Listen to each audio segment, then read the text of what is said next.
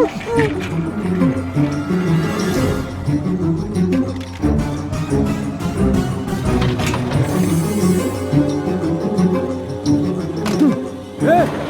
कहाँ ले जा रहा है? रुक,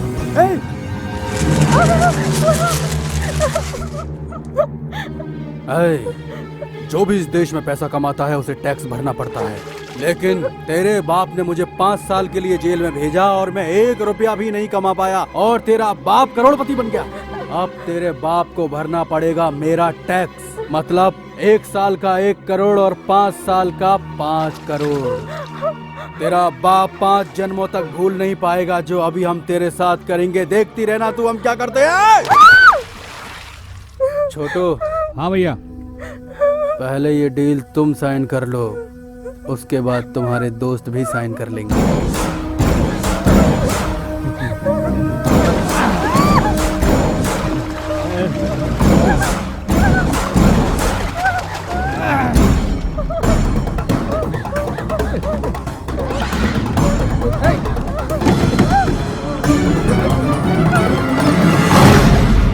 डीजीपी को फोन करें? अरे छोड़ना यार। अच्छा बता डीजीपी क्या करेगा? वो कमिश्नर को फोन करेगा, कमिश्नर पुलिस को फोन करेगा। एक बार पुलिस में कंप्लेन हो गई तो वो लोग श्वेता को जिंदा नहीं छोड़ेंगे। मैं इनसे 20 साल से डील कर रहा हूँ, तुम ये बात समझ नहीं पाओगे। भले ही तुम श्वेता के पिता हो, लेकिन वो इन हाथों में भी खेली है। मुझसे पैसे लेने में झिझक रहे हो? मैंने इतनी मुश्किल से ये पैसे जमा किए हैं, मुझे श्वेता वापस चाहिए। मुझे बताओ श्वेता कहाँ है, मैं उसे लेके आऊंगा। जल्दबाजी में काम बिगड़ जाएगा, अभी उसका फोन आता होगा। डैडी! डैडी! बेटी! श्वेता, तुम ठीक तो हो ना बेटी? मैं बिल्कुल ठीक हूँ। Thank God. बेटे तुम उनसे कैसे बच के निकली? नमस्ते जज साहब। आप यहाँ क्यों आए? मैंने कहा था ना मैं जल्दी ही आऊंगा, और मैं वादा नहीं तोड़ता। मैं आपका फैसला सुनने आया। पटवर्धन का सुनाया हुआ फैसला कभी बदलता नहीं है। तुम्हारे जैसे लोग तो कभी बदलेंगे नहीं। गांव से आकर के 4 दिन नहीं हुए हैं, 4 लोगों को एक दिन में पीटते होंगे। शहर में भी आप अपने आप को रोक नहीं पाते हैं। खून देखे बिना जी नहीं सकते। मैं अपने बेटे की शादी आपकी बहन से नहीं करा सकता। Get out! डैडी आप किसे गेट आउट बोल रहे हैं? थोड़ी देर पहले आपने थैंक गॉड कहा था।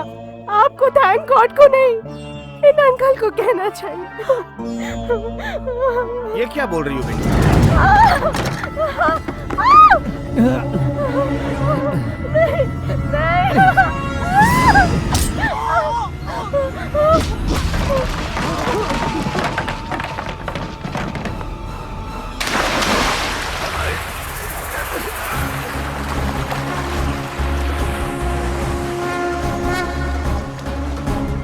ए बले। हाँ भाई। मेरी बहन के ससुर को इससे कोई तकलीफ नहीं होनी चाहिए थी ना? आपने कहा था इसका सर काट देंगे। कौन है तू?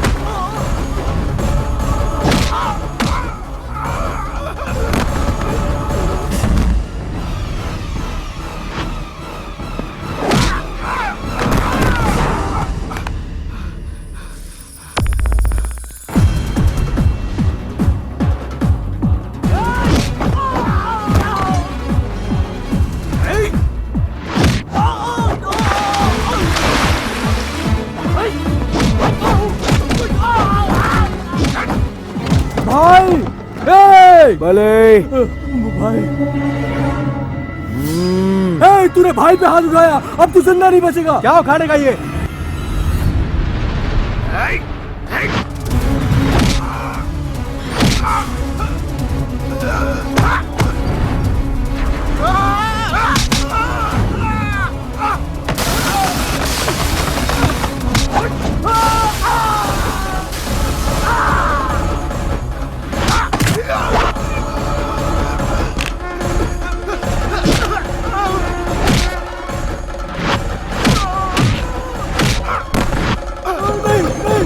नहीं, इस कमीने को जान से मार दो। मेरी बहन के ससुर को दोबारा तकलीफ दी ना, काट के रख दूंगा। कौन था भी ये?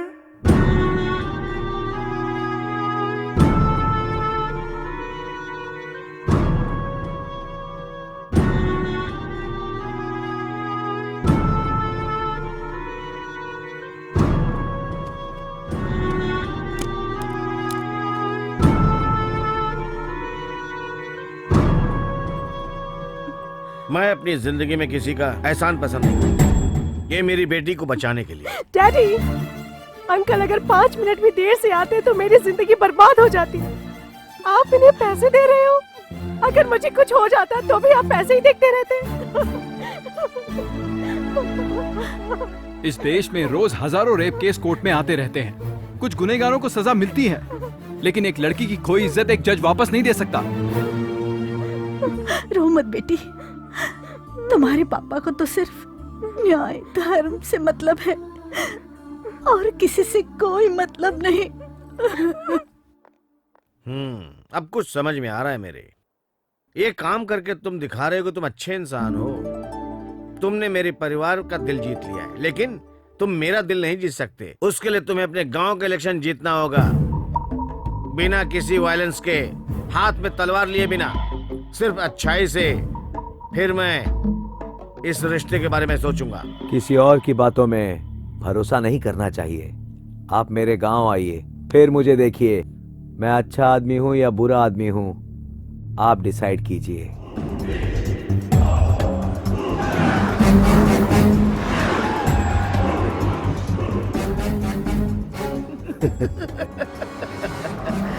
क्या हुआ जज साहब, आप मेरे गांव को देखकर हंस रहे हैं?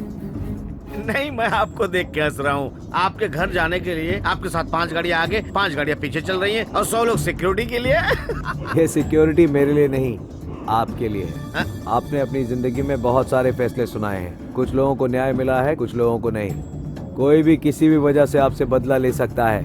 आप मेरे मेहमान हैं इस वक्त, आपको कुछ नहीं होना चाहिए।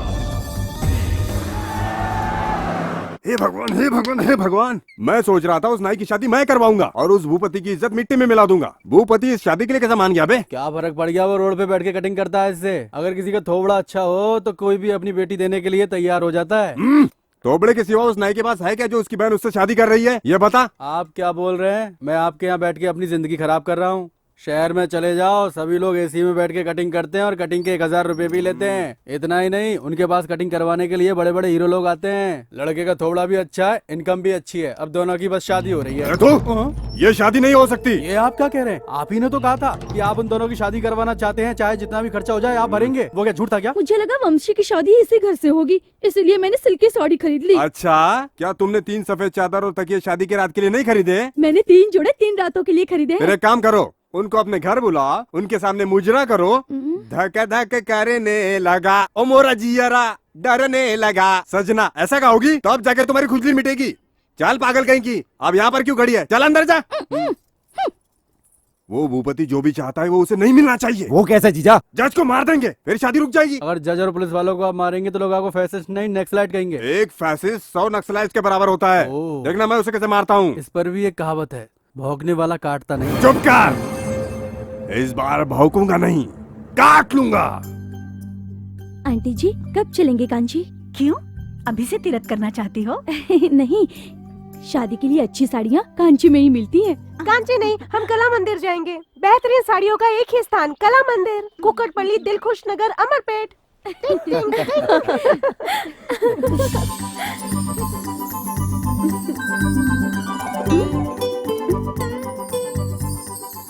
इतना हिलो मत भाभी। ए, ये क्या? मुझ पे रोब जमा रही हो? मैं आपकी ननद हूँ ना भाभी, इतना हक तो मेरा बनता है ना। क्या बोला इसे? डैडी। इस लड़की को क्या बुलाया तुमने? भाभी। इसका एक नाम भी है, क्या है वो? नंदिनी। करेक्ट, इसको इसी नाम से बुलाओ। भाभी इसको शादी के बाद बोलना।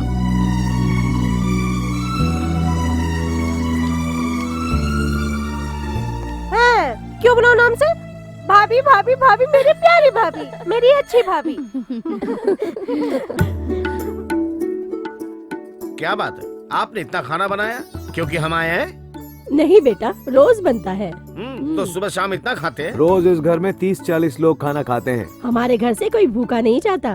डैडी खाना कैसा लगा? खाना तो अच्छा ही है, लेकिन थोड़ा तीखा ज्यादा है। जज साहब, गाँव वाले तीखा भी ज्यादा खाते हैं, प्यार भी ज्यादा करते हैं।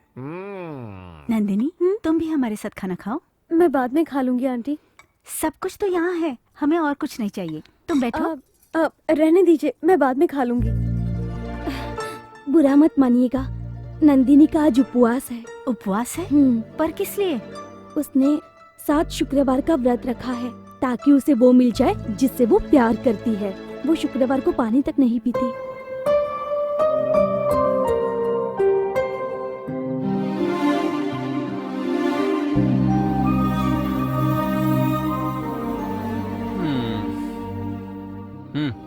क्या है ये? मैं तुम्हारे लिए जूस लाया हूँ, इसे जल्दी से पी लो और अपना व्रत तोड़ो। मैं कोई भूख हड़ताल पे नहीं हूँ, उपवास है मेरा। भगवान से कुछ मांगना एक भूख हड़ताल ही हो गई ना। मैं भगवान से क्या मांगूंगी? अपनी पसंद के लड़के से शादी करना, ये भी तो मांगना हुआ। अगर ऐसा नहीं है तो ये पियो। नहीं, आज मैं कुछ भी नहीं पी सकती। दिन बीत चुका है, 12 बज चुके हैं, अब तुम ये पी सकती हो। नहीं पीऊंगी, तुम पिला दो। आहा, क्या किस्मत है मेरी। देखा है पहली बार साजन की आंखों में प्यार, अब जाके आया मेरे बेचैन दिल को करार। वाह, क्या बात है बेटा, अपनी पत्नी से इतना प्यार। तेरे पापा के साथ मैंने कितनी बार झगड़ा किया, लेकिन उन्होंने एक बार भी मुझे खाने के लिए नहीं पूछा। और तूने भी तो खाने का छोड़ एक गिलास पानी तक नहीं पिलाया। जब मैं एक बार फिसल गई थी ना, तो कहा बोन स्पेशलिस्ट के पास लिए चलो, तो भैया ने कहा कि अमृतांजन लगा लो। मुझ पर थोड़ा सा भी रहम नहीं दिखाया। इसलिए तो कहते हैं बीवी आने के बाद सब पराये हो जाते हैं। हाँ, तुमने भी तो ऐसा किया। अच्छा जाने दो, यहाँ पर सब लोग नंदिनी का व्रत तुड़वाने के लिए कुछ न कुछ लेकर आए हैं, लेकिन कोई खिलाएगा नहीं। बेटा तुम किसी की बात मत सुनना, पिलाओ, जल्दी पिलाओ ना बेटा।